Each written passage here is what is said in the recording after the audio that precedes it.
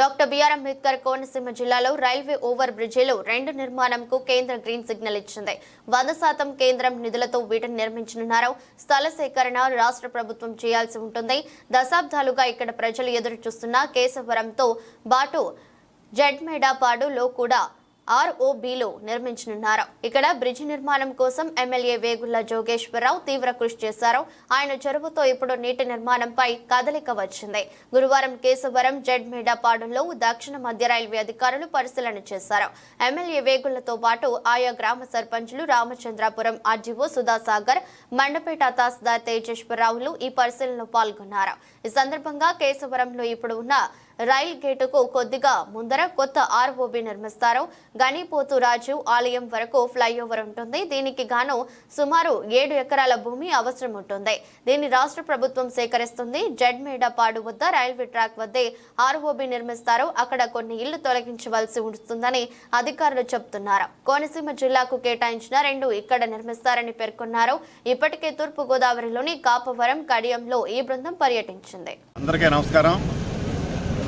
ఈ రోజున Kesavaram railway gate దగ్గర ఈ జామ్ అయిపోతుంది కాబట్టి దాని మీద ROB కట్టాలని చెప్పని రైల్వే డిపార్ట్మెంట్ నుంచి రైల్వే ఇంజనీర్సు, అలాగే మా రాజపురం ఆర్డీఓ గారు, మా మండపేట తహసీల్దార్ గారు, ఎలక్ట్రికల్, ఇరిగేషను, పంచాయతీరాజ్ మొత్తం అధికారులు అందరూ కూడా అధికార యంత్రాంగం అంతా రావడం జరిగింది. మరి వారు ఒక ప్లాన్ చూపించారు.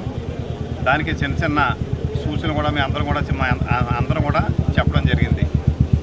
గ్రామానికి సంబంధించి అన్ని పార్టీల నాయకులు, గ్రామ పెద్దలు కూడా వారి యొక్క సూచనలు, సలహాలు చెప్పారు.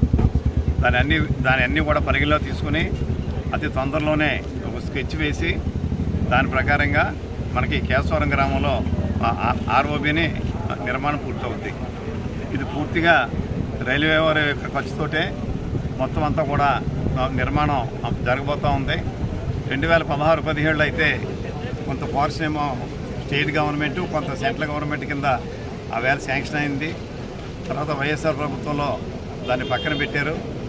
మరలా ఇప్పుడు దాన్ని తిరిగి మరలా మనకి గౌరవ రాజమండ్రి పార్లమెంట్ సభ్యురాలు శ్రీమతి పురంధేశ్వరి గారు, అదేవిధంగా అమలాపురం ఎంపీ గారు శ్రీ హరీష్ మాధురి గారు ఇద్దరు కలిసి దీన్ని వెంటనే పూర్తవ్వాలని ఒక ఆలోచనతో మరి వారు ముందు తీసుకువెళ్ళారు.